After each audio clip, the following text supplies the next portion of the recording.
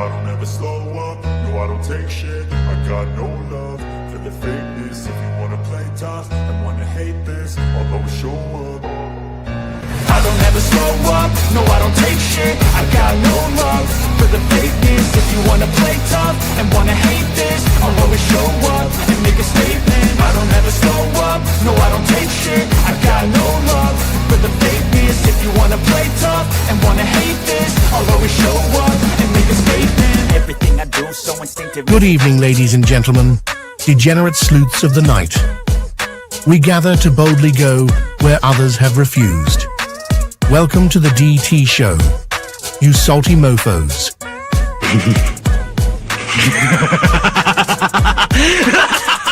A man accused of killing 4 college students is behind bars, and he has ties to northeastern and central Pennsylvania. State police say 28-year-old Brian Koberger was arrested this morning in a home in Chestnut Hill Township. I can't find any case law that would support that idea. That somehow a warrant would be needed for DNA left at a crime scene.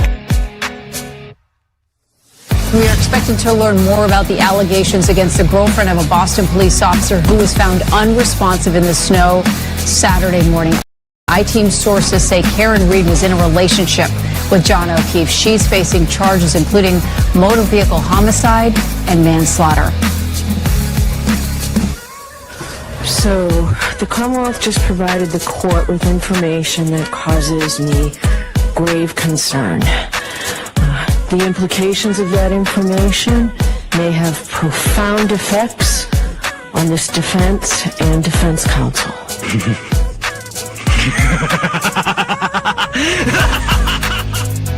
So, get your popcorn ready and your choice of drink. Get your butt on your seat. Like, comment, and subscribe for a treat. Here we go. It's time for the show. The Drunk Turkey Show.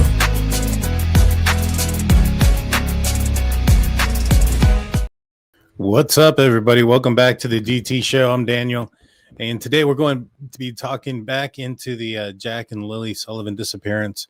There has been some movement in the case, so to speak. RCMP has been out back to the area for now, I think the 3rd consecutive day that they've been out there, every day since Monday, out at the area searching for those little kids, Jack and Lilly, cadaver dogs. What they're designed to do is to go out there and trace and track down deceased, decaying bodies. And so, law enforcement in the area has come out and said that they don't have any reason to believe that they're still out there.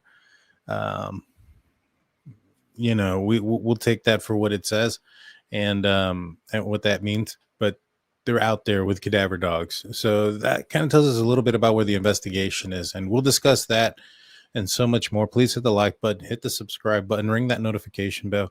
You guys know what to do. So yesterday I talked about how they went out there and for the 2nd day in a row that they had searched the area. So I actually talked to Daniel a little bit earlier today, and I'm going to share a little bit about our conversation that we had today, referencing the search and some other information that has come up that a lot of people have been asking about. So without further ado, we'll get into it. So I had asked them earlier because I was talking with the mob crew. Go shout out to them. I was talking with them on their chat, and the host of the show, forgive me, I can't remember what his name is. He doesn't have it out there. I feel embarrassed by not remembering, but he had said something about that they weren't aware or familiar with the size of the blanket. And so I asked Daniel, hey, what was the size of the blanket that was found? And he told me that the size was 1 foot wide by 3 feet long, and that it was a piece. So I asked him a few questions about the blanket, and this is what we discovered. So I asked him, was the blanket in 2 separate pieces before when it was thrown away, or did that happen after it was tossed out? And his response to me was, the larger piece was removed from the garbage because I called RCMP and it was seized for evidence. I believe it was all in one piece, but it would not have been much to separate it into two pieces. I asked the investigator if it was planted, and they said yes, it was planted. Now, and I'm going to get into it because I asked him, what makes you think that it was planted? Why do they think it was planted? And he gives me an answer to that question as well. I wondered about the timing when this happened as well, right? Like, was this when they may have been more suspicious of Daniel and maybe trying to tell him, yeah, we think it's planted, to get him to say something, get him to, release information of some sort, right? I mean, there's that possibility there. But, he tells me that this happened after the polygraph test, and that this line of questioning, when he asked law enforcement or RCMP about the blanket being planted, that this is when they dropped off or when they actually came, RCMP, to his residence to pick up clothing for Jack and Lilly. This is when that interaction occurred, and this is when he was told this, and that this was after the polygraph test. So take that for what it is. I still think that maybe perhaps it was fairly early, because he even mentioned it to me that the polygraph test happened fairly early in the investigation. I think at the point of when they may have told him this information about it being possibly planted, may have been a rouse, may have been tried to get him to say something. But I don't know. It's very weird. And we'll look at the video again here at the end of the show. Where it's located is weird. It's on on an incline, so it's up there a bit, and it's about 6 feet off the ground, and it's positioned weird. So I do agree that it's it's strange, and I do understand that why some people may believe that it's planted. I don't rule that out as a possibility. I'd say it's 50-50. It could be planted. It could have gotten there some other way. That's kind of where I sit on the possibilities of that. He said the dogs are in the area again today, and that this is the interesting thing he said. He tells me that he believes that there could be more possibly brought in, and that there might be more searches going on. So that made me wonder, did the dogs find something small, something, maybe a shoe, maybe something else? Did they find something for them to possibly be bringing in more dogs and be making more searches out there? Now, from what I understand, is they've already finished searching his house, Daniel's house, and Janie's camper. From what I understand, is they had two different dogs and two different teams go in there on 2 different days. The first day, a black German Shepherd went in there, and the second day, I'm not familiar with, I think it was a brown dog that went in there. And so they've cleared their property twice. They went inside, outside, and ran throughout the entire 2 acres. And so they've been cleared twice by 2 different teams. And I know that while one was at the Daniel's residence, the other dog and the other team were searching where the blanket was and where the boot print was found. Now, they flip-flopped the next day. Now, today, where they were still along the pipeline. I'm not going to say exactly where, because if what Daniel is telling me is correct, that they plan on bringing more dogs out there and they plan on bringing more search teams, he doesn't know why. I asked him, I was like, do you think they found something? And he said, no, I would be notified, I think. So he wasn't notified that they found anything. He doesn't know. So this is 100% my speculation. So I want to make sure everybody understands that. This is just my opinion, my thought, based on what he said, that it sounds like to me, if they're working on that pipeline area and they're continuing to work there, and now they're going to bring in more dogs, maybe they found something small. I have no confirmation of that whatsoever. This is just, again, 100% my thought, my theory. But that was the interesting thing of the search today, is that they might be bringing in more dogs. So I'm not going to reveal too much about anything else because I don't want anything to get interfered as far as their searches. I don't know if they're going to continue tomorrow or the next day, or if they're going to stop it and then come back. Once they gather these other dogs. It doesn't sound like Daniel was 100% sure about it. Said it was a possibility. He even used the word possibly.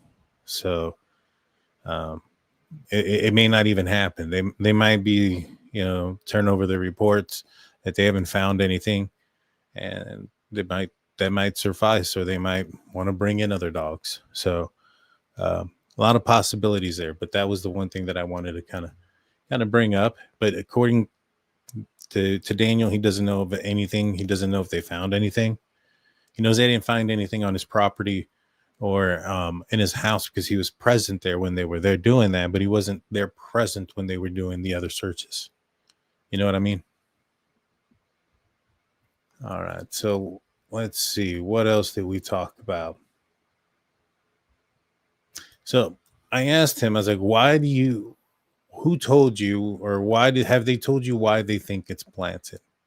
Now, Daniel was pretty frustrated apparently with RCMP at this time. And it sounds like he asked them out of frustration. He said, I asked the investigators if it was planted. They said it was. I had said I will not ask anything further to get them to tell me this massive step forward and letting me know. And so he says it was the law enforcement detectives who informed him of that. It sounds like he was like, just tell me something, give me a little bit of information. Was that planted? But again, I wonder at the timing of it. If it was early enough in the investigation, even if it was after the polygraph test, right? Because they did the polygraph test, I think, on the 9th. Even if it was after that and they had that information, they continued to do their search. They continued to look into, and this is per the documents, and I have the documents and we can look at them if you want to. But they continue to look at bank statements like on the 12th and on other days after the 9th. So they weren't just taking the lie detector test alone. It was that the financial records with the information from the phone, GPS locations, and I think they finally found the video from where they found proof of life the Thursday before the disappearance in a nearby town. And so you have all those things going on after the fact, after the polygraph test. So I wonder if he was still pretty high on their suspect list when he mentioned this, when the investigator said this, because I wouldn't put it past an investigator to say something like that, to get an arousal out of somebody, to rise somebody, just to get a rise out of someone. There we go. That's what I was looking for. You want to make sure you get under their skin, maybe scare them, maybe make them feel comfortable. There's a lot of techniques that you're going for there. All right, so let's see. And yeah, I already explained this. This is the day that they came over to get the clothes from the kids. And we're gonna hear an interview that Daniel did here recently. And in that interview, he says something about he wanting more lie detector tests, another round, and more people perhaps. I know who he's wanting to get polygraphed. He wants the person that found the blanket to get polygraphed. And the reason why he wants the person that found the blanket to get polygraphed is because he believes that thing was planted. It was found by relatives of Malaya, and so he is suspicious of the entire situation, and he believes that there's a possibility that that she might have some more information if she did the planting of the evidence, right? Which would make sense, if she did plant it. I'm not necessarily certain she did. I don't think anybody did, to be honest with you. Well, let me rephrase this. I don't think Malaya or Daniel or Janie had something to do with the planting of that blanket. Now, could somebody else that was driving around the neighborhood? I mean, they had to have gotten it out of the trash. So it kind of, again, limits the amount of persons it could be. But we'll break that down a little bit further. But yeah, that was the next thing that we talked about, was who was the polygraph test. The next thing that we discussed was the was the photo that I had shared with you guys and everybody. And let me pull that up real quick. Just because I want everybody to see this.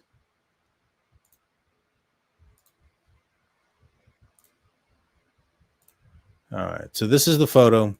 And this is the photo that Janie sent me. And she said that this was most likely or very similar to what was seen out there at the pipeline when it comes to the footprints of the boot prints.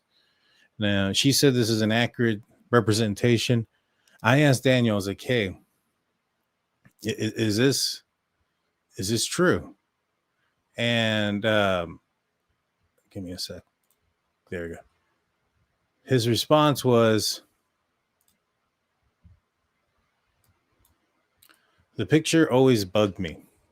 During the search, it was brought to my attention that there were 3 sets of children's tracks together. I always thought to myself, how in the world did Lilly and Jack gain another child walking with them during the disappearance? It just doesn't sit right with me. The chances are so astronomically low, it's not something I can comprehend. One in bare feet also made no sense to me. I said, one was barefoot. That's crazy. And I said, law enforcement told you this. He said, yes, I've seen the pictures from the search command. So he says that there were multiple boot prints out there and that there was footprints of a barefoot child. I did ask him if, the one that had the size of it, if that was the one that was the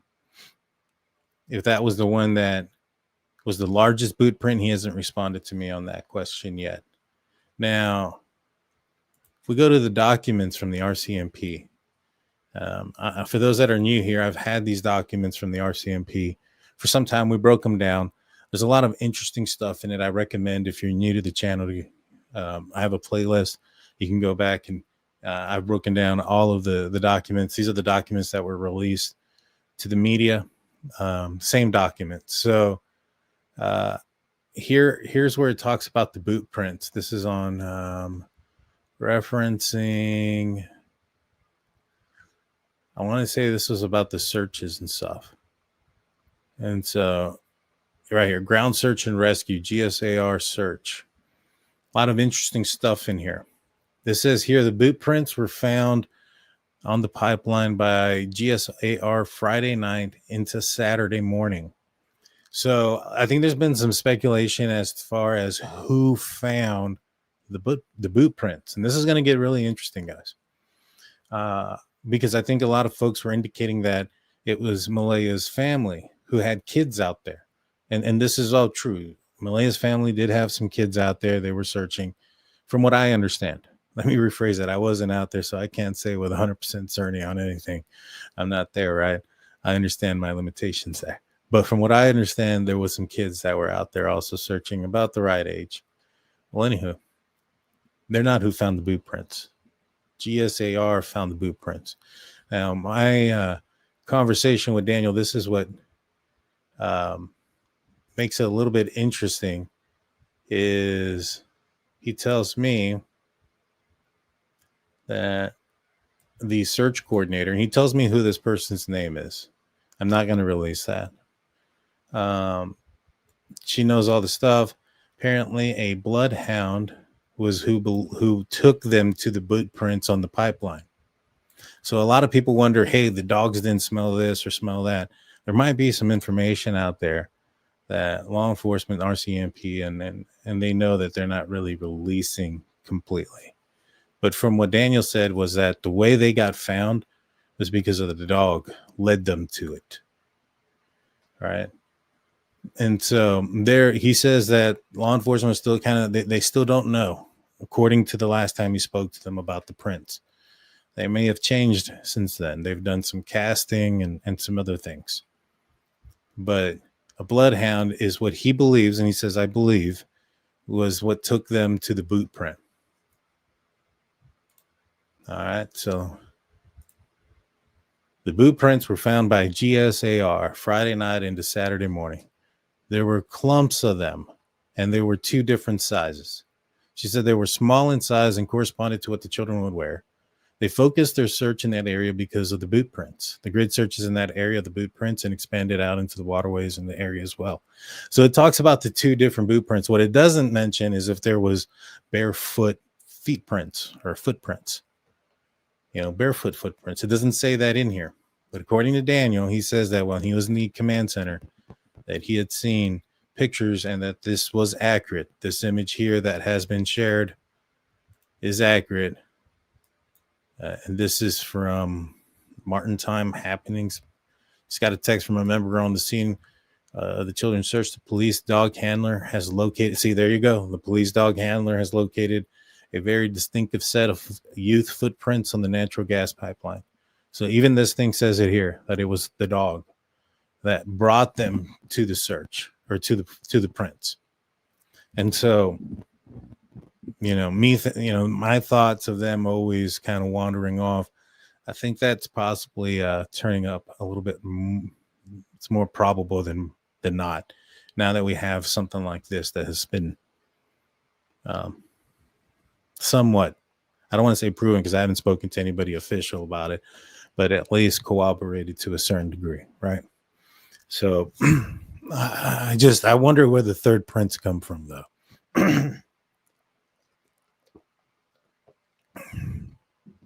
I think it's weird.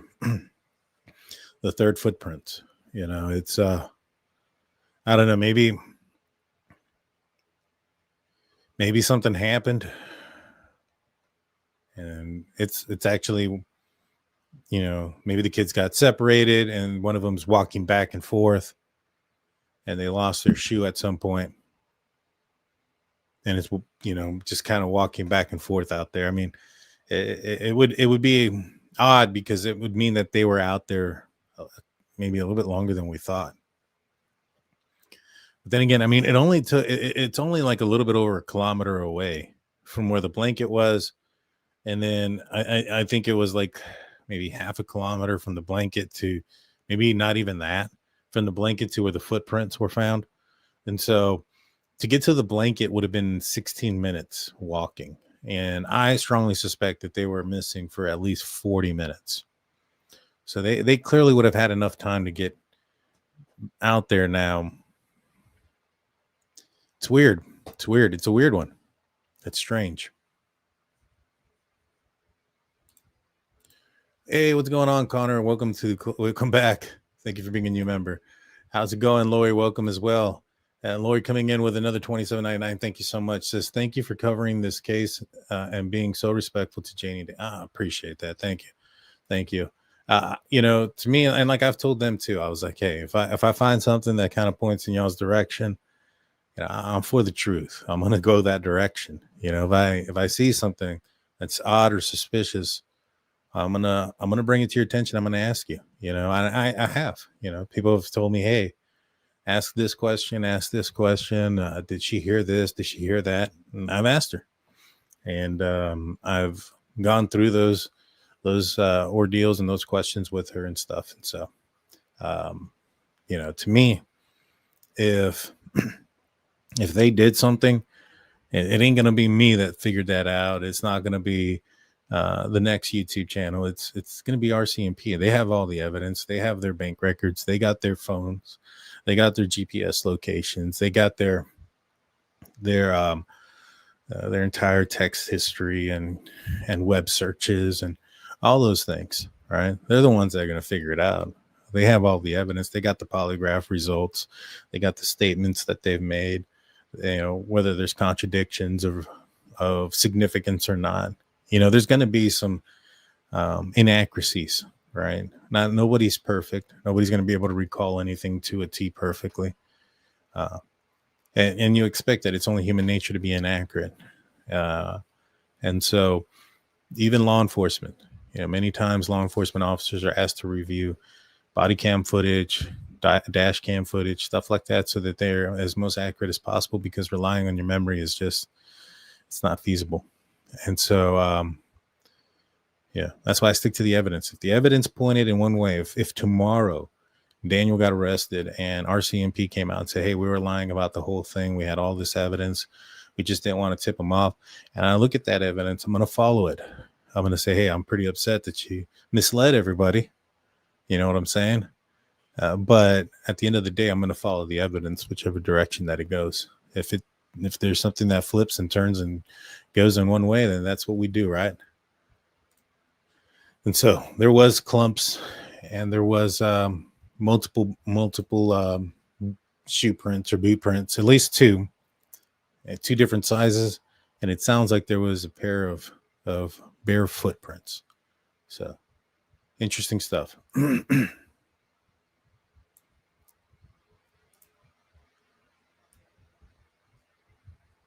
He says, to this date, to be unknown, but the closest possible match to the boot was one of the kids were wearing. I don't remember if it was Jack or Lilly. Investigators did get and go and buy the same boots the kids were wearing and tried to match. Investigators got bank records and matched it to the purchase to the same size as well. And I said, yeah, that was Lilly. And that was the one with the 29. And that's when I asked if, I asked him, I was like, so then they believe that one to be the same, at least the one. And he goes, at least the one. So to me, that sounds like they think at least that one boot print is Lily's. And a dog tracked it there to the boot print, a scent dog. Did they use the blanket? Maybe. A lot of people have been telling me that they did. I was talking to Janie yesterday, and Janie was talking with RCMP with the Cadaver dogs, the trainer, not the dogs, sorry. She was talking to the trainer of the dogs. And what occurred was she was pretty animated about this. She was pretty upset. She said that she got some clothing for when the search and rescue were out there, and she had wanted to give them the clothing so that the dogs can go and search. One of the biggest questions that everybody has is, why did the dog stop at the driveway? And, she had got this clothing and she had given it to the searchers, and all they did was put it on, I think the hood or the roof of the car, and they didn't do anything with it. And so she wanted to ask the RCMP, why didn't they utilize the scent from that? And how do they, what's going on? And she sent me pretty much their whole conversation. And it went pretty much like this. Basically what they had told her was that, yes, there are dogs that can do the whole scent and stuff, but the search team, I guess, that they had, especially that was on the area, I don't think they had that type of dog. And, the type of searches they go for and stuff are people lost in the woods, etc. And so they're looking for a scent out of place. And that's the kind of dogs that they had available and ready. And so that they didn't have those type of dogs. Now, when Daniel told me about the dog that led to the pipeline, he said it was an untrained bloodhound is the term that he used, and that was the dog that led law enforcement to the footprints or the boot prints. So, I don't know what that means. I mean, I do know what it means, but I don't understand why they would have used a untrained dog. I don't understand if it was they used the blanket. I don't know if it was a situation where it was just picked up a scent out of the air. I don't know what any of that. I don't know the answers to those questions. From what I understand and from what they told Janie was that they didn't have those dogs available there. Do those dogs exist? Yes, but I think that they were looking for a kayaker that had fallen, the search team that was nearby, and if that's the same team that had the dogs or whatnot, that those type of search and rescue are looking for people lost in the woods and stuff. And like I said, you're probably looking for the scent that's out of place. If the dog that is. So, that was the one thing that they said was so that basically at the end of the day, the dog that went up to the end of the driveway didn't utilize anything for that scent to go to the driveway. And it was just smelling for people. And the reason it probably stopped at the driveway is because that's where a lot of people were at one point. A lot of Malaya's family came over, a lot of search and rescue, and a lot of individuals were out there, going back and forth. And it probably just smelled the strongest scent there. It's probably good reason why, or a good possibility why I didn't leave that area. And so, but we'll look at some other, an interview that was done that kind of talks about that. But that's the, I guess, breaking news, dropping news, whatever you want to call it, that I wanted to break from what Daniel was saying. All right. And so, and it comes with some backup here. I mean, it says here the boot prints were found on the pipeline by GSAR Friday night. So I know that some folks, I had heard this rumor. The rumor I had heard was that Malaya's cousins found the boot prints and they had some kids with them, which Malaya's family did find the blanket and they did have some kids with them.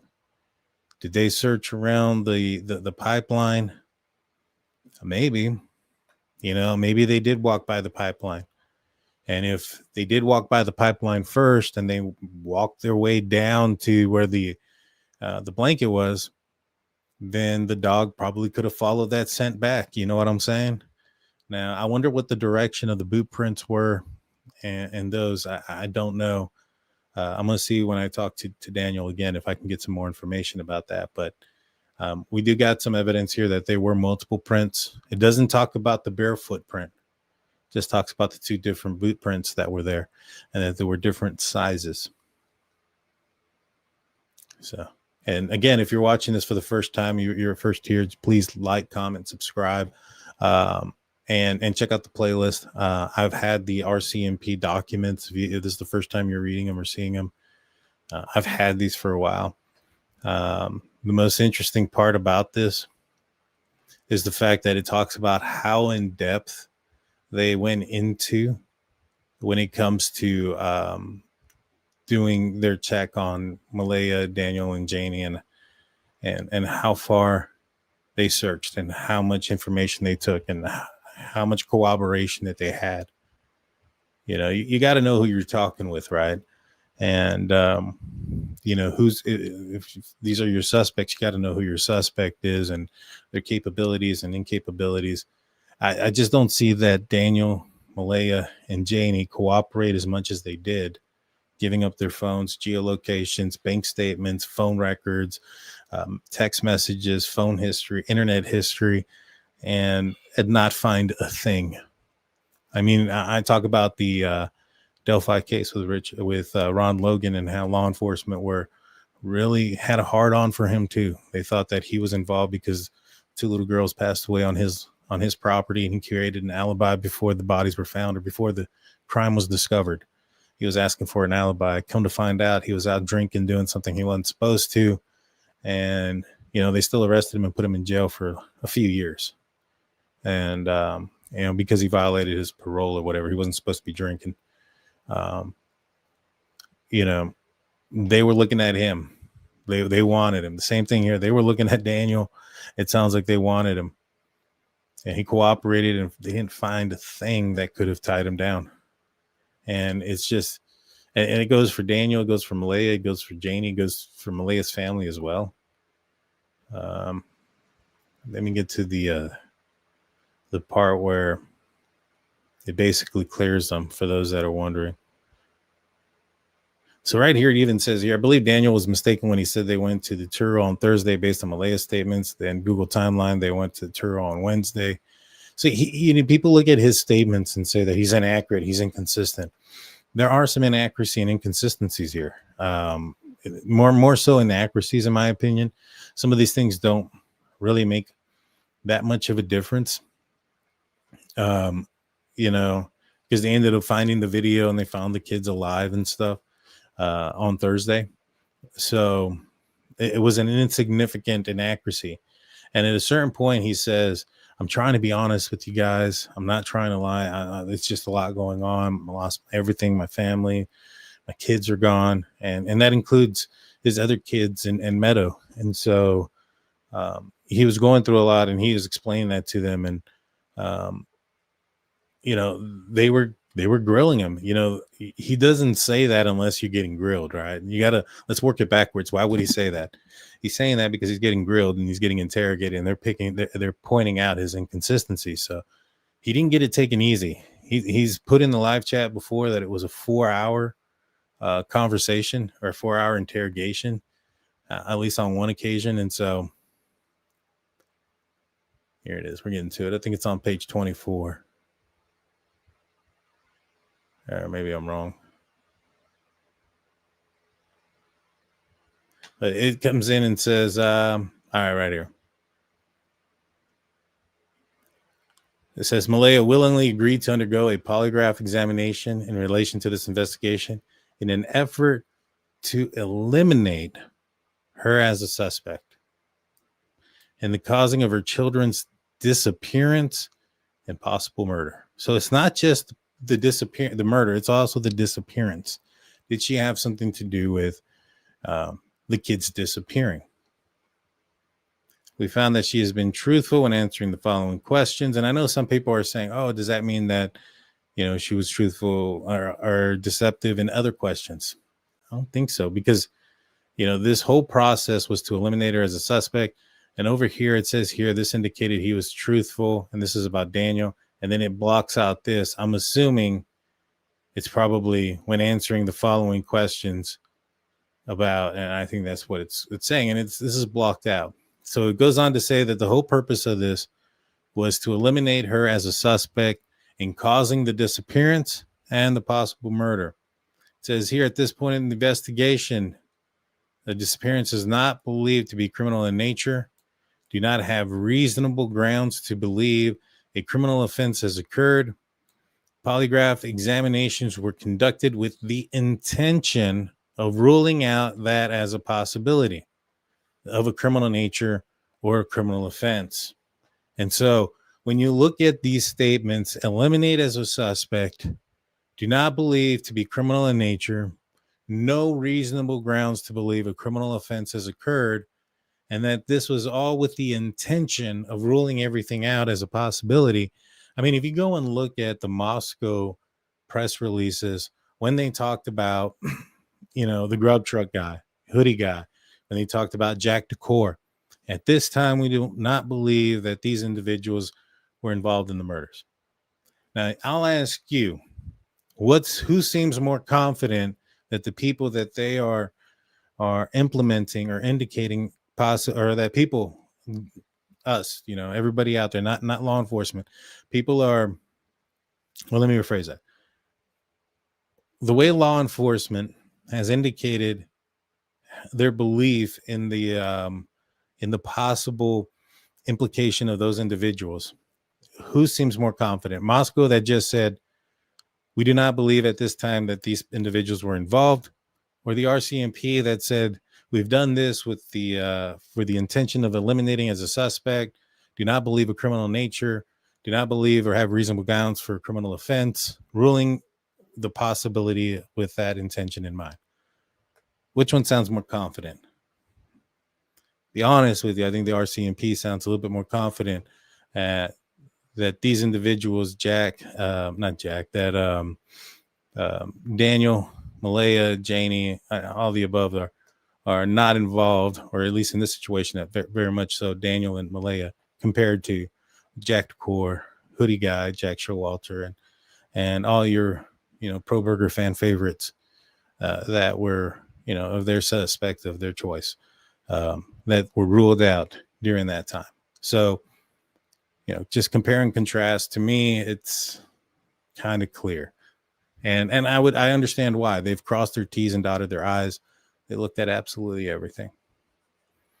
All right. So with that being said, let's look at a couple of interviews that have happened here recently. And I want to kind of give you guys my take and my understanding of what's going on. And we'll look at these two here going on. Children in rural Nova Scotia. RCMP say cadaver dogs will begin searching for Lilly and Jack Sullivan, who went missing in May. But officials are maintaining they don't have any reason to believe that the siblings are dead. Andrew Sampson tells us more. 4.5 months after Lilly and Jack Sullivan went missing from their home in Pictou County, the RCMP says it will send in cadaver dogs trying to pick up the scent of human remains. This is something that family members, including Lilly and Jack's stepfather, have been asking for. So why now? At a news briefing on Friday, an RCMP spokesperson said that although they don't have any information to suggest the children are deceased, they have to consider all avenues.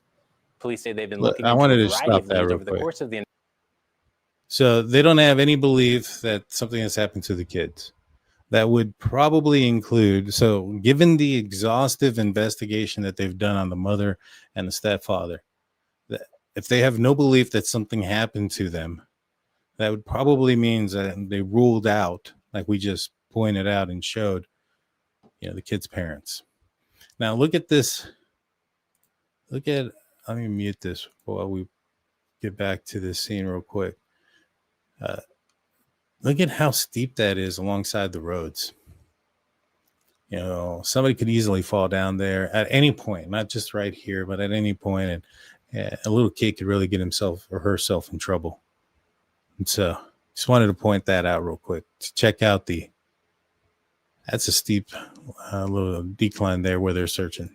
deceased, they have to consider all avenues. Police say they've been looking into a variety of leads over the course of the investigation and that they now plan to use the dogs in an area where they believe there is the highest probability of finding Lilly and Jack. Wicked comes in saying, has anyone questioned the real dad? Yeah, he took, I think he passed the polygraph test as well. And so they've also, like I said, I'm skeptical that any of it's kind of like in the Brian Koberger case, right? And I've said this in every case that we've talked about. When it comes to finding a suspect in a crime, the closer that person is to the circle, more often than not, the faster and easier it is to find or to get evidence and to prosecute, and also to find that person. The longer it takes to find somebody, the more likely it is that person that committed the crime, if a crime was committed in this case, outside of the kids just walking off, the more likely it's somebody outside of that immediate circle. Because when I was talking about like Jack DeCore, we talked about him extensively while Brian Koberger was on the run. And, one of the things that I had mentioned was, I don't think he's involved because, yes, he's the ex-boyfriend, but he's cooperated. They have his phone, they have his information, they know where he lives. If he was to have committed a crime, there's certain things he has to do. Now, I didn't know where he lived at the time. I didn't know how close he lived to the house. But what I had said was, in some of these areas, you're probably going to have like ring cam footage and stuff like that. So if he left his house at some point, there's got to be some sort of visual evidence of him leaving that area. And in the Brian Koberger case, there's tons of evidence of his vehicle leaving his apartment, or maybe not his apartment, but traveling through Pullman to leave Pullman, heading towards Moscow about 2:45 in the morning. And, if that was Jack DeCore and he lives somewhere else, there's still going to be evidence of his vehicle or vehicle matching his leaving the neighborhood or the area in which he lived in. He has to traverse that distance. He has to get back. There's a lot of things that have to happen that would make it a little bit easier to start to point in one direction. And then with phone records and bank records and so many of these other things that are available today. And if you can get their phone, that's a history book. Now, if they did the things that Brian Koberger did by deleting and eliminating things, there's evidence of that. And that evidence of deletion and manipulation of the phone is evidence of a cover-up. And so they had Daniel's phone, they had Malaya's phone, and it sounds like they didn't find evidence of a cover-up, meaning deletions and deleted history or stuff like that. I think the only thing that they found was that Malaya had deleted an app, the app that she had used because, and it kind of goes into the documents, the RCMP documents, where they lived or where she lived with Daniel is in a valley, so to speak, and signal's not very strong. So it requires them to utilize some sort of phone app through Wi-Fi so that they can make phone calls and receive calls and text messages and things of that nature. Now, the day of the disappearance, she had to log off the app, turn off the Wi-Fi, and then go stand in a specific area to make the 911 call. It's in the RCMP documents.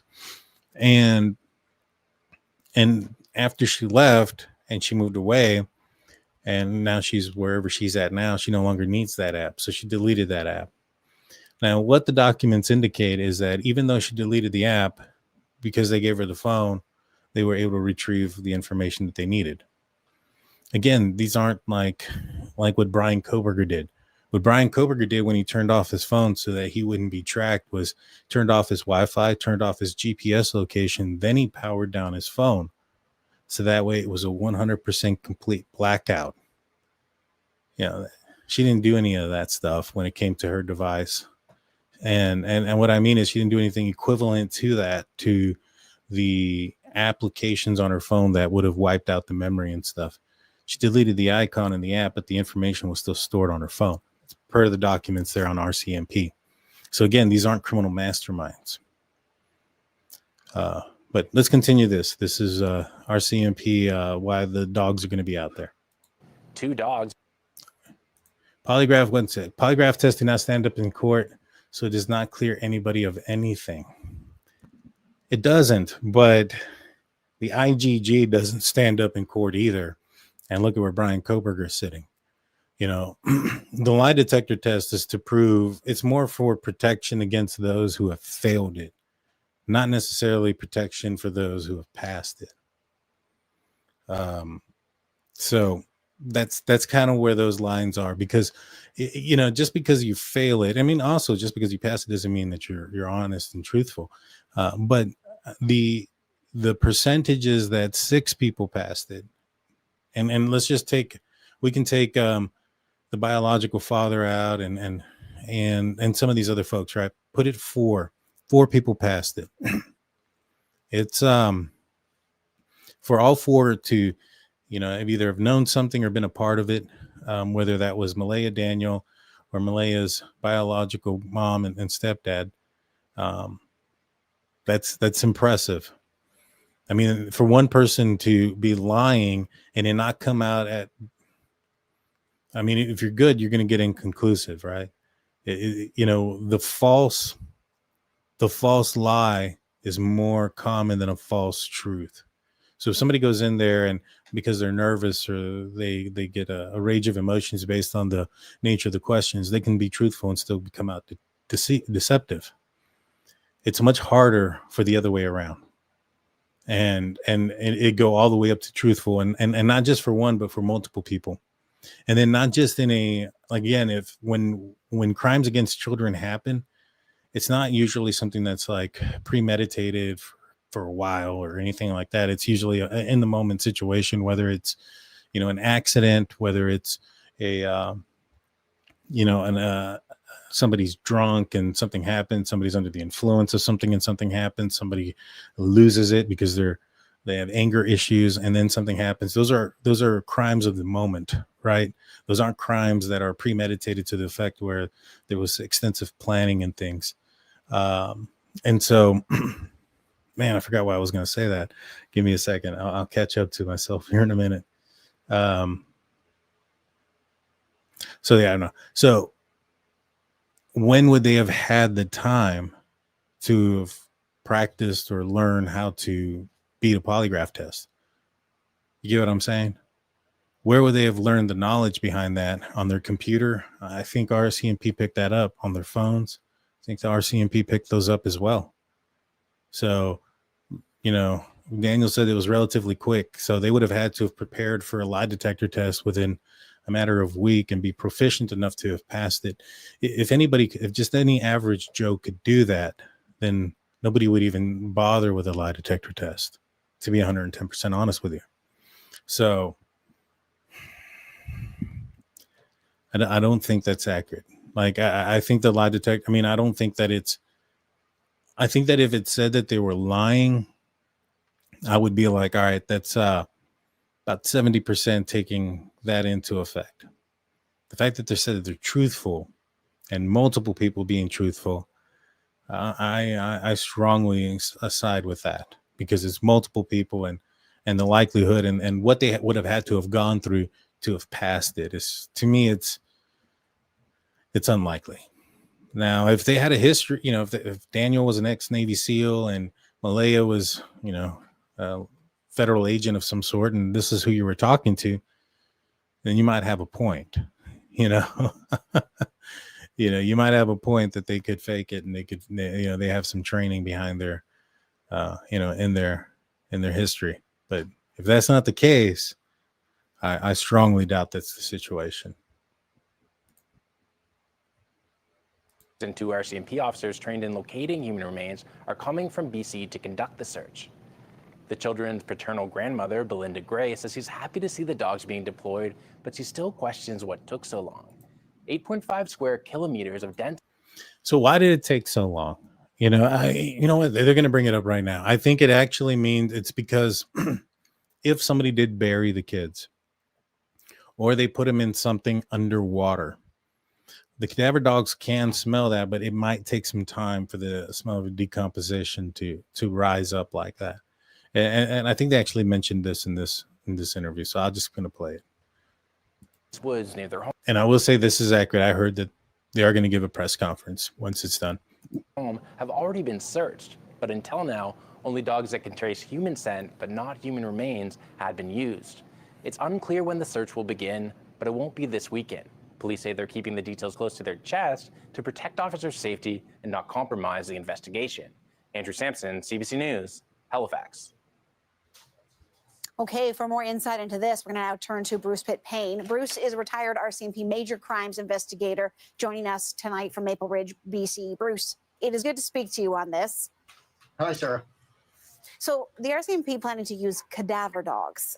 What does this news tell you about where we are in the investigation and where things are going? I mean, what they have said is they don't believe they have any reason to think that the children are dead, but the use of cadaver dogs is going to make a lot of people think that they must. Yeah, and they've said that over and over again. And with the information or the lack of information we have, which is normal at this point, the public wouldn't know exactly what the police know. But if we go on what they're saying, this is a logical step. It seems that they've been doing a thorough process so far, going through all of the steps that generally would happen in a missing persons investigation. So I completely agree with him. We're not going to go too far into this. Basically, what he's saying is this is the last step in the natural process of the investigation. They're going back out there with cadaver dogs. I think he says that they've done everything else, which is true. I mean, we've looked at the RCMP documents. They have done an extensive background into anybody that had a motive, to have committed a crime, would have had an opportunity, to a certain extent, right? Now, to me, I think there's still the possibility they got out, they wandered off, and somehow, somebody picked them up on the side of the road. I think there's that possibility. I'm open to that possibility. And to a certain extent, there's certain criteria they need to match, right? It'd have to be somebody that somewhat lives close, so that way they can mask their phone information, because this would be a crime of opportunity. So it's not something that would be planned. So they would have to mask their phone in that area. And so you're looking for somebody that either belongs in that area during that time or lives in that area during that time. Somebody who has probably some sort of background in certain things, arrest, maybe drugs. I mean, usually a lot of the times, some of these things that happen with the crime of opportunity is just somebody's under the influence of something. So, there's a guy that lives close that kind of meets all the criteria there, but I have no idea if he, can't say that he had anything to do with it. So I'm not going to name him, but has a history, theft, drugs, violent acts. What I saw on the, on some of the documents, or not the documents, on some of the news articles that were related to his arrests. And the guy was a thief. I mean, apparently a pretty big thief. Thieves go through trash. Did he go through the trash, find the blanket? Why would a thief go through the trash? Because especially if you have arrest for drug stuff, it's more about that, right? It's more about feeding your habit. And so, folks that have a habit like that go through the trash, sell things that they go through the trash for, and in people's yards, especially if it's in the front of the yard. From my understanding, Daniel had a bunch of stuff in the front of his yard during the time of this incident, a washer, dryer, or something like that sitting outside. Something that if a thief was around in the area attacking during the day when you expect people to be at work or at school isn't uncommon, And so did somebody go through the trash, hear the kids drugs, talk the kids into, hey, I'm going to take you to school or something. Especially if this guy who supposedly, I'm not going to name him, but he's got kids that take the same school bus. So were they familiar with him? Did they know who he was? Did they see him at the bus stop? Would they have believed him that they would go to school with him? I think there's that possibility that there's somebody like that in that area that could exist. And, the right drugs, the wrong time and wrong situation, could he be involved? Maybe. Supposedly he didn't want law enforcement near his property during the search. That's another big red flag for me. Not allowing them, telling law enforcement to get off his property, not to get near him. And I think that's interesting. While they were conducting the search, didn't allow law enforcement to do so. That's suspicious to me. But there's nothing concrete. It's all just speculation at this point, and opinion, which is why I won't name the guy. Now, if RCMP comes out and says that they have a suspect or something like that, and they name him, the first person to come in and tell you all these documents and all these things that I found on the guy and that, this, that, and the third, but I don't know. And so I'll leave it at that. All right. So let's look at this interview that Daniel did real fast. And then I kind of want to break down what some folks are saying in this interview as far as what he's saying and some of the answers that he has. Thinking that the dogs will go in there and won't find anything? I know for 100% they won't find anything. So what do you make of the fact that they are bringing the cadaver dogs in? Well, I'm actually pretty happy about that because it's been about 3 months. I've been asking for them, and it's just been delayed, I guess. So first thing he says is, I know they won't find anything. Now, I've talked with him, and he kind of mentions it why he don't think they'll find anything. And it has everything to do with the fact that, one, the kids weren't gone a super long period of time, right? It's not like they were gone hours. I suspect maybe an hour, 40 minutes. Daniel and Malaya may think it's shorter period of time. It sounds like that when it comes to what they say on the reports as far as when they heard them or whatever the case may be. Some people think that they think 20, 30 minutes. I think 40, maybe an hour. But if he truly believes that wasn't that long, just because he believes that doesn't mean he's accurate, right? That's an inaccuracy if he's wrong. If he believes it was 20 minutes and it ended up being really 40 minutes, it doesn't mean it's the truth. And I don't believe in that my truth, his truth, her truth crap either. It just means that he was inaccurate. It's not his truth. It's an inaccurate statement. Now, I could be inaccurate. It could be he could be the accurate one. It could have only been 20 minutes. I say that from the time that phone call ended with Janie's brother at 8:48 a.m. to the time that the 911 call was made, or the realization, the 911 call and the realization that the kids were missing at 10 a.m., that's your time period of when the kids went missing, anywhere in between there. And so could be an hour, could be less. But just because, he says something and ends up being a little bit longer or shorter, doesn't mean that he's lying. It just could be an inaccuracy. So he may fully believe that they weren't gone very long and that there was helicopters and there was search crews and there was dogs and there was drones and so much stuff in the area right away that had they gone out into the forest, he strongly believes they would have found him. That's what Malaya believes too. Malaya started to question if there was an abduction based on the documents that I read. You can kind of have to piece them together because she's sitting there at night and then she's like, oh my God, maybe it's the baby daddy. And maybe he's the one that went out there and came in the middle of the night or in the middle of the morning and took him because he hadn't seen him in 3 years or whatever the case may be. And she calls in to the RCMP and says, hey, check out Cody Sullivan. Right now, this happens at 3, 4 in the morning. Right. So what does that tell you about her mental status at that time? She's going through her mind. What the hell happened? She can't sleep. Her kids are missing. She's trying to make sense of it. Why weren't they found? Somebody must have abducted them. And, her first logical explanation goes to the baby dad. So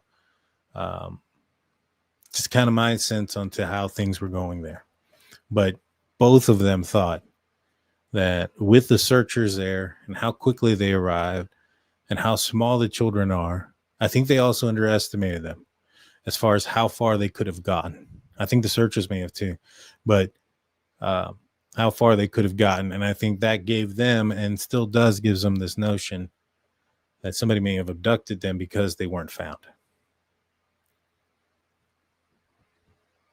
Now, but I know things take time and dogs are hard to get. So what does this say to you? Because I mean, they are dogs searching for human remains. Well, I know that it's going to be really hard work now that there's so much vegetation in the woods, but I'm pretty happy that they're going to be able to do it. I even hope that they bring more than one dog if they have access to more than one dog. So what are you happy about? What do you hope this will bring? I would just like to see maybe the social media speculation theories and accusations, maybe they're not going to stop, but slow down. So KG asks, why is Daniel asked for cadaver dogs this entire time if he thinks they won't find anything? This is the exact reason right here, what he said. Social media has been kind of ugly to him. You know, they've been questioning and asking about this, and he's pretty much turned around, and everything that they have asked him of, he has done. And every question that people have asked when it comes to why wasn't there an Amber Alert? Why wasn't there this? Why isn't there cadaver dogs? He's turned around and asked for himself. So he's listening to what you guys are saying. And he's turning around and asked, even though you're directing it at him, he's still helping out the investigation in this aspect by turning around and asking for the things that those that are questioning him and asking why aren't these things happening. He's turning around and doing it, and either doing it or advocating for it. And so he's been advocating for, all right, I mean, if these people think that we did something and that the kids are out here, then bring in the cadaver dogs. We have nothing to hide. You know, and I don't know if Daniel thinks this. I do. You know, I think that folks on the internet sleuths and stuff, they're pretty good at what they do. They can go out there and they can find information, and they can, you know, track down things and find things in people's backgrounds and all sorts of stuff. They're pretty good at it. You know, sometimes it's focused in the wrong direction. So maybe perhaps if we focus it in the right direction, maybe we can find, you know, some resolutions to some of these cases, because I think that there's a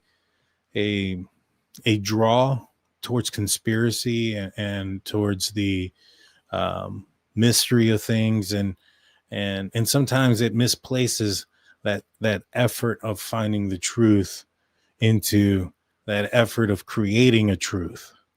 You get what I'm saying? And like, all right, well, I know this little bit of information, so I'm going to stick to it and make sure that everything points in this one direction. It's also called confirmation bias. Now,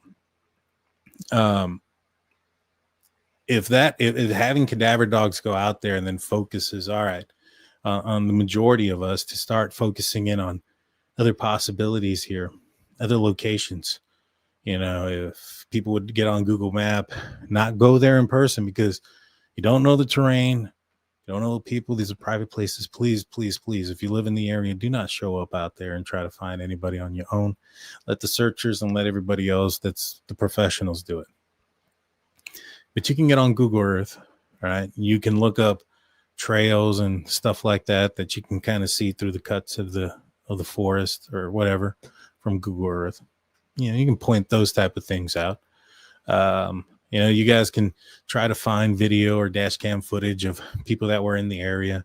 It's a pretty rural area, so you might not find anything, but hey, in Gabby Petito, they found video of her van out in the middle of nowhere. So, I mean, it was a little bit more touristy of a location, and there was RVs out there. So it's a little bit different of a scenario, but shoot, you never know.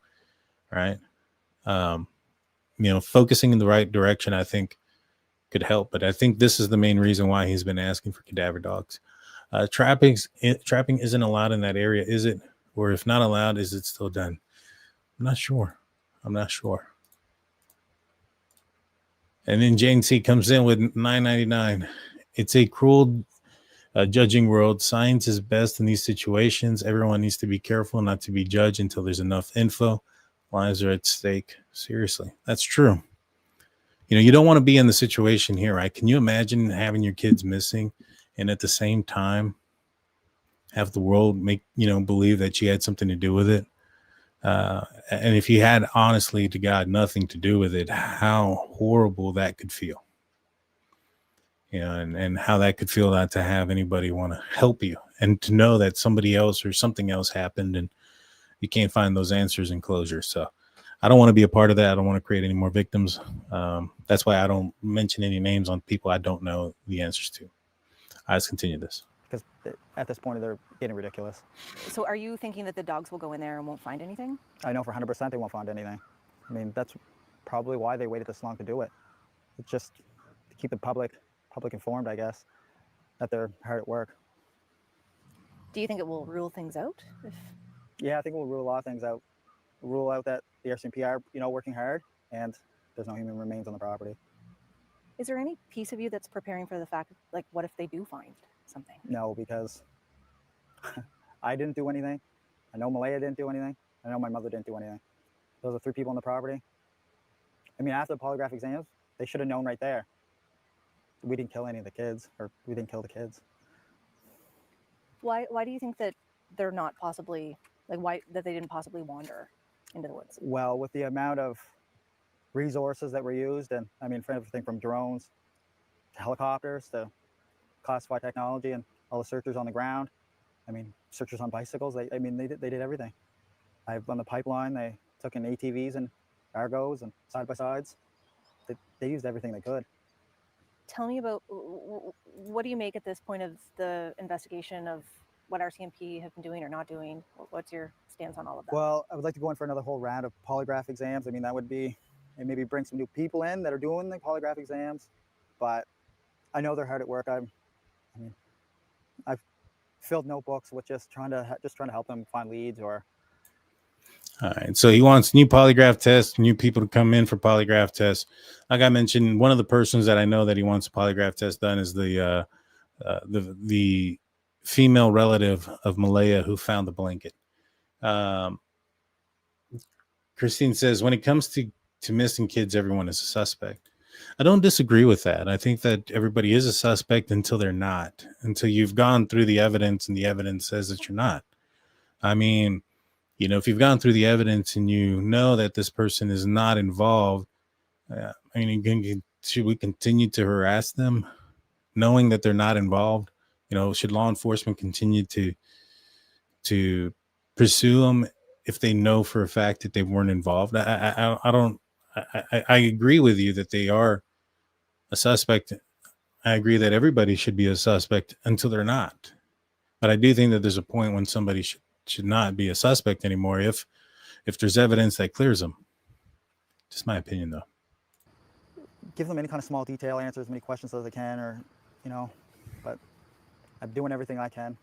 I usually try to meet with them 3 times a week, and sometimes they're not around for that, or phone calls or texts, but whatever we can do. So I guess to bring it back to the cadaver dogs, since you've been asking for it for so long, I guess, you don't have any information on how that will happen? No, I don't even know where quite they're going to start searching, or where they're going to do. Whether they're going to expand out onto the properties. The property there is fairly small. It's only 2 acres. So. Yeah. Will it be the whole 8.5 that they searched previously? I don't know. That's a lot. That would be quite a few. That'd be a couple weeks probably on foot doing that. Now, they didn't really search a whole 8.5 kilometers, square kilometers. They searched within that. Let me see. I'll pull it up real quick on the documents here. Because they did, like, I think, a half a kilometer with the drones before they died, and that was the thermal stuff. So it wasn't very far. Ground and search. Let's see. Amy Hansen. So this is the person that Daniel actually had told me about, that had told him that the dogs, I didn't know her name was out there already, but since it's there, it's there. That this is the person that told him that the dogs actually led them to the footprints, or the boot prints. Let's see. They did hasty searches at first. So this isn't like a in-depth search just by the name, a hasty search. meaning a search linear features like streams, trails, train tracks, and roadsides. A quick search, not anything crazy. They also did some grid searching around the residence where Jack and Lilly were last seen. So just around the residence, not everywhere, right? That night, mountain bike teams came in to do searches on trail areas. Blueprints were found by the pipeline by GSR Friday night leading into Saturday morning. So not by Malaya's family. This was found by GSAR, and this was found by a dog. And it says here there were clumps of them, 2 different sizes of boots. All right, so let's see. They conducted more searching in the area of the house. They brought heavy urban dogs who used air scenting to find people that are alive. So here is the next big thing, because a lot of people keep saying that, oh, they brought in these dogs that do specific scent searching, that they're going to be, sniffing clothes and going and finding a specific person at the end of the driveway per se, and that stop. It's not the case. They brought air scenting to find people that are alive. So what it's scenting is the air, and it's what it's smelling for is for something that's out of the ordinary. It's not a bloodhound. Let's see. They heard reports, people with kids out searching, so they were not sure the boot prints belonged to Lilly and Jack. In the area of the search, they checked blinds, tree stands, and other structures that were open. They opened car doors if they were unlocked, but did not enter the houses of those that lived in the area. And this is between the 17th and the 19th. They conducted another search back out on the residence. The area they searched previously, where they did hasty searches and a dog, but were not grid searched. They conducted grid searches and overlapped in a few areas already searched to ensure they had not missed anything. Nothing was found. Let's see. They did some underwater recovery. Okay, let's see if this is the one. Beginning at 10:38 a.m., they launched RPAS. Initial searches utilizing both live camera and thermal imaging nearby swamp and waterways adjacent to the property. They continued grid searches of the area and contained between Lansdowne Road and Gairloch Road and Lansdowne Lake, approximately 0.5 kilometers north of the residence. The search included a low-altitude hover over Lansdowne Lake, performing 360 scans of the lake and water edges. The results of the lake were negative. At 2:07, the Dean came back down due to battery depletion and did not carry out any further flights. So it went about approximately 0.5 kilometers north of the residence. Not very far. Not very far, guys. So this is some more drone searches. And let's see. This talks about the boot print. It talks about the boot print was casted and that it had number 29, which was a size 11 boots, which they found some documentation. So just wanted to share that real quick. Let's pull back the interview and continue that. Yeah. But I mean, if you look at the documents, and some of the other stuff RCMP has said or done, there's 70,000 drone photos that were taken during the search. That's a lot of photos. I mean, they had to review and do everything. So they would have found some kind of something there. Or even when they brought in classified technology, they scanned the whole area. They ever found a beaver and a coyote. That's all they found. So why do you think this step is necessary? Well, it just rules out one and brings the book a little bit closer to being closed. I mean, one chapter at a time. How have you been doing? Well, I'm not going to say I'm doing well, but doing better than I was at the start, I guess. It's physically exhausting, mentally exhausting, emotionally exhausting, but every day you wake up and it's a new day. New hope. And just keep going forward. Tell me about the toll, like what you were just mentioning earlier about social media. Yeah, social media has been quite a circus, we'll call it. But I can't control them, and they're free to judge. But maybe just use a little bit of this before they start typing or using AI for pictures. I mean, we're coming up on, is it coming up to 5 months? Yeah, in the second. So yeah, it's less than 2 weeks. Like, did you ever imagine that we'd be here still talking about this? No. I thought with the amount of resources and amount of different units for RCMP working on it, everything from dive teams to canine units and social, they've dedicated teams just for social media. They have a dedicated guy that just sits there and watches highway cameras. So, what's it been like for you now that we're back to September, school's back, and like Yeah. seeing the school bus go by every day? yeah, no, it's hard. There's quite a few school buses that go by, and there's a lot of kids in the area I see, and it's sad. It's not just sad for Jack and Lily, but it's sad for everybody who knew Jack and Lily. They had friends, went to school, and it's just, they had teachers that seen them every day, and it's just hard on everybody. I know we ask you this every. So a lot of people point out, because he said that they had this, they knew them, that it was past tense, and that's a red flag. It could be. I mean, we got to figure out, this guy's, the way he speaks and talks and things of that nature. And it also could be nothing. I mean, when it comes to statements, I hold them with a certain amount of water, right? Like they hold a certain amount of weight, depending on the statement, depending on what's being said and how it's said. I think those things vary and depend. In this scenario here, him using past tense, kids have been gone for a while.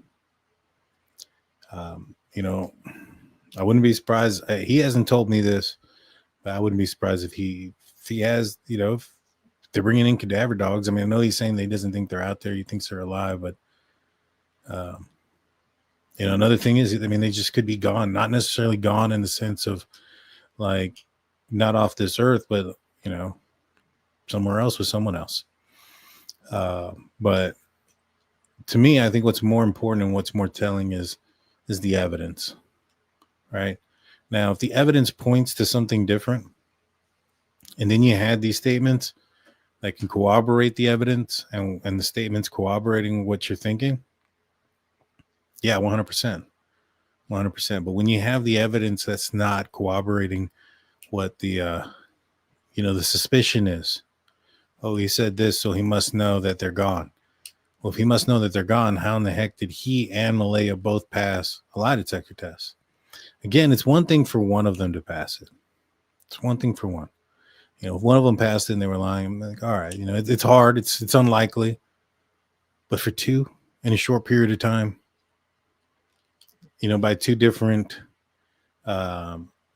investigators performing the test in two different locations, two different machines, I have a hard time buying that. Single time, but why do you keep doing it? For Jack and Lily. I don't do this for myself because I'm going to see this online later and people are going to analyze it. Every time I move my hands, every time I open my mouth, every facial expression, they analyze everything right down to a T. I know that. What would you like the public to know? I want the public to know if anyone has any information, just please come forward. Call the RCMP, call your local police department, call Crime Stoppers. Do you still think they're still alive? Yes, I hope so. I mean, that's all we have is hope. You hope so. That's all you have is hope. I mean, I don't disagree with him. It's all you kind of do have is hope. I like I said, I follow the evidence, and the evidence is kind of pointing in the direction that I just, with what they said. Now, if RCMP is lying, and I'll be the first one to admit it tomorrow, if RCMP arrests them and they say, hey, we were lying, I'm going to say, hey, I was duped. You know what I mean? I got duped by all the evidence that they put out there, all the information they put out there, but hey, I'd rather me be duped and then allow somebody else to get duped too into false comfortability, and then it leads to their arrest. I'm okay with that. I wouldn't be unhinged if I was wrong about something or anything like that. And so, I'd applaud it. I'm like, hey, it worked. If that's what you needed to do for it to work, that's what you needed to do. You know what I'm saying? I just don't think that's the case. All right. If you have any questions, please put them in the comment section. I'll do this for the next probably about 3-4 minutes. Put in the comments. Tomorrow I'm going to be going live a little bit earlier at 6 p.m. Central Time, 7 p.m. Eastern Time. It's 4 p.m. on the West Coast with Dr. Carol Lieberman. We're going to be talking about Charlie Kirk's assassinator, Tyler Robinson, and Brian Koberger, and what makes a monster. So you don't want to miss that. And then on Friday, myself and Dr. Vaughn are going to be talking about the Timothy Dees case. She's listened to the some of the audio from the interviews that we've been discussing, and she's set up an opinion about some of the things. She's a psychiatrist. I really want to get her, or psychologist. I apologize. I really want to get her opinion on this, so it'll be great. Let's see. Oh, there you go. Janie says, Daniel, don't worry, we won't put you in that situation. We're telling you 100%. You know, I don't have any reason to believe that at this point that they have said anything other than the truth to me. You know, I've questioned Janie and Daniel a couple of times, and although it hasn't been like an interrogation, I'm not an officer to do that right now, or in law enforcement anymore to do that. But you know, I'll ask questions, ask them a few questions in a couple of different ways to see if I get a different answer. And you know, everything has been really, really honest, open book, 100%. Let's see. But yeah, you know, I'm glad people are starting to come around to it as well. You know, this case, I get it. You know, everybody wants to jump on the bandwagon. Oh, I know who did it. I know who did it. And sometimes you just hurt some innocent people by doing that. Let's see. Put a couple of stars, guys. Put a couple of stars.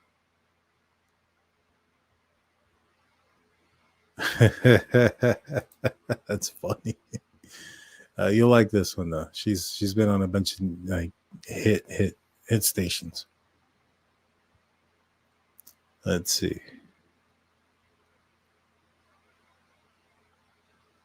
Yeah, put a couple stars if you have any questions for me. If you don't, please hit a like button and subscribe. I'd appreciate that. Let's see, Daniel, I've been hearing a lot about conspiracies on the Charlie case. Yeah, I've heard the conspiracies too on that case. You know, I see why people are suspicious about those text messages, you know, between the guy and his I don't know what he identifies as, but his boyfriend. You know, they seem too oddly specific, and it doesn't seem like something that they would say in their own like words. To me, I wonder, this is just my opinion, is if this guy purposefully said those things to not implicate other people. Like they had this fake dialogue with each other, so that way if he got caught, it would stop at him.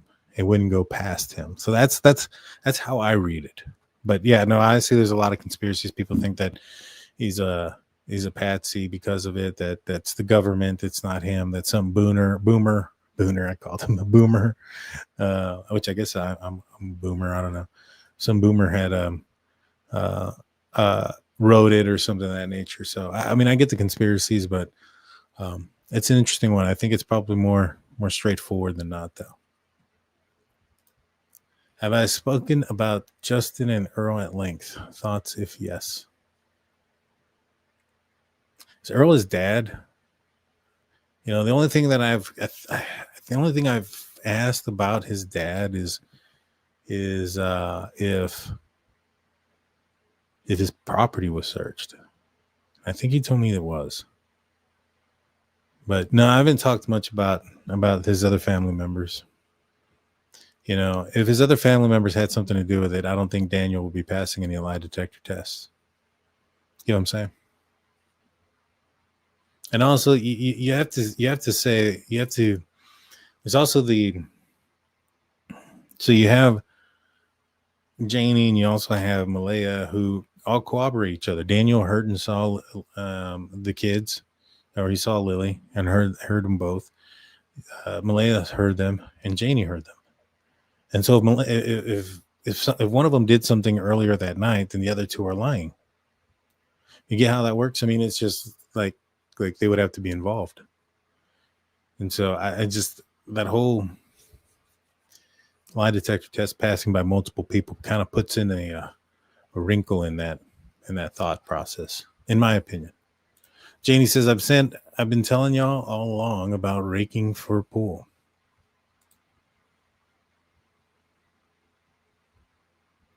Yeah. DT, where did the cadaver dog search today? From what I understand, it was supposed to be, and I'm not going to give specifics, but it was along the pipeline, not necessarily where the boot print was. That was searched already. This is another part of the pipeline.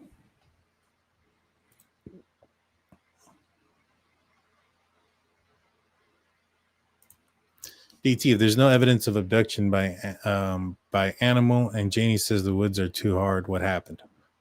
There's a lot of things that could have happened. I mean, they could have wandered off. They could have walked. An animal didn't necessarily have to abduct them. An animal could have scared them off if they were wandering off along the pipeline, for instance, and a bear pops out of nowhere, or a fox or something that scares them or spooks them, and they run off into the woodlines and then, you know, trip over something, fall down, you know, some things or whatever, just get lost. You know, there's a lot of things that could have happened. You know, if an animal did go out there and let's just say they came across some bear cubs and a mama came across them, and, you know, something nefarious happened, or something horrible happened there, you know, where that happened.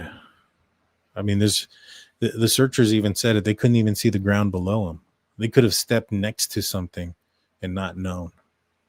And so that's how dense and packed those woods are.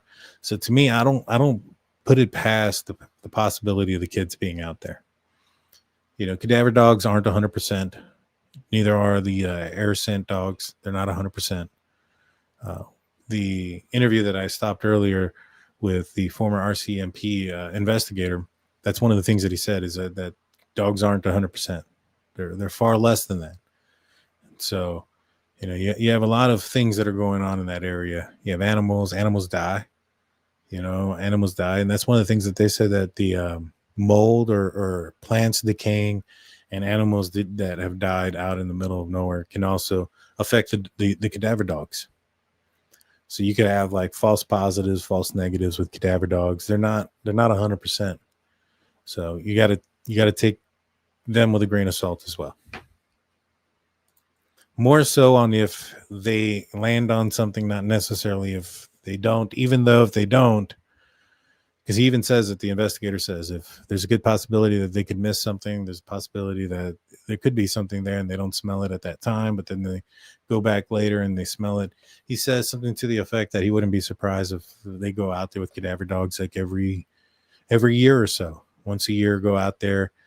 Because smells, like, especially if a body was buried, if something nefarious happened and they went out there and buried the bodies or put it in a container and underwater, it would take some time for that smell of decay to make it to the surface of the where the dogs are, where the dogs can smell it. So that's one of the things that RCMP investigator mentioned.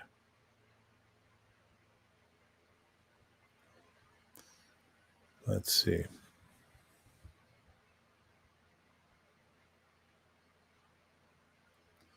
I sure hope that if and when it comes out that Daniel and Janie are innocent, that those who crucified them before it was known are willing. I think you meant to say apologize. I think I'd seen that earlier. They aren't, because at this point, RCMP has all but cleared them, and yet we're still seeing the attacks.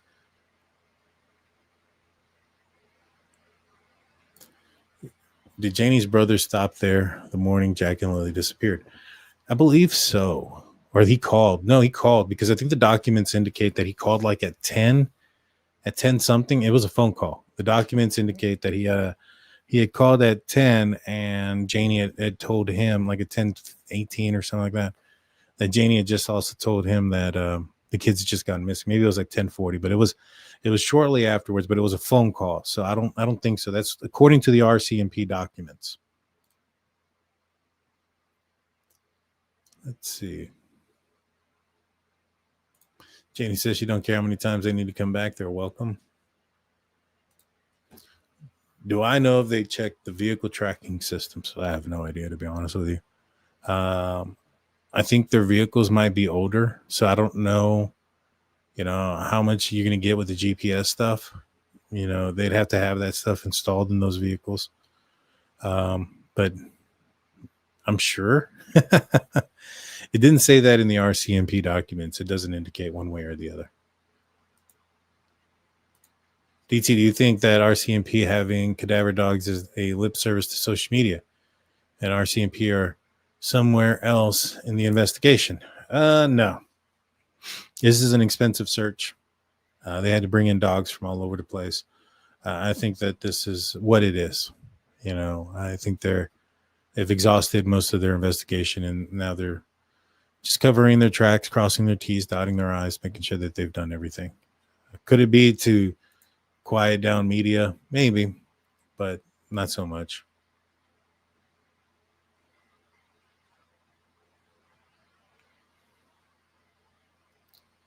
Let's see. Thank you, Lori. Keep the good work and keeping us informed. Yes, ma'am. They are looking into my family as much as they are us. There you go. I mean, I think they've looked into everybody. I don't think RCMP care about what social media says. No, not really, but they do have their goal is to protect and serve, right? Janie, Daniel, Leia, they're all citizens of of the same place. So they're people they have to protect as well. And if you have people that are going out there and perhaps harassing them, which I've heard they have been, whether it be with drones, whether it's drive-bys, people driving by, people pulling into their yard and then leaving, people coming onto their property, saying and yelling and shouting, I think you do have a responsibility at a certain point. It's kind of like with Moscow. You had this lady who was going on TikTok saying that one of the professors at the University of Idaho had something to do with murders. She ended up getting her rear end sued fairly harsh. I'll be honest, I wish more people did that. If you're accusing people of something and ends up not being true and you're told that it's not true and you continue, it's one thing to have your opinion and one thing to put things out there, but once things have been cleared or people have been cleared and you continue, like in that scenario with that TikToker blaming the professor who had a cease and desist order and continued to push the effort, just continued. Get what you deserve at a certain point, you know what I mean? And so they also cleared Jack Decor and Hoodie Guy and everybody else because of the online scrutiny that they were getting. And Moscow and them, they weren't really keen on putting things out there for the internet and for the news and stuff. But that case kind of snowballed and they kind of had to get a liaison and people to go out there and talk and stuff. So kind of the same thing here.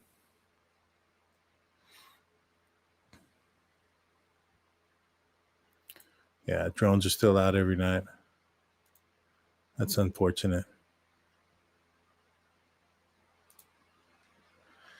But, well, guys, that's going to do it for me tonight. We've gone on quite a bit. I want to thank everybody that's been tuning in, all the new folks I see. We've got quite a bit of viewers tonight, so I want to thank you guys. If you haven't subscribed, I'd encourage you to do so. Tomorrow night, I'm going to talk about Brian Koberger and Tyler Robinson with Dr.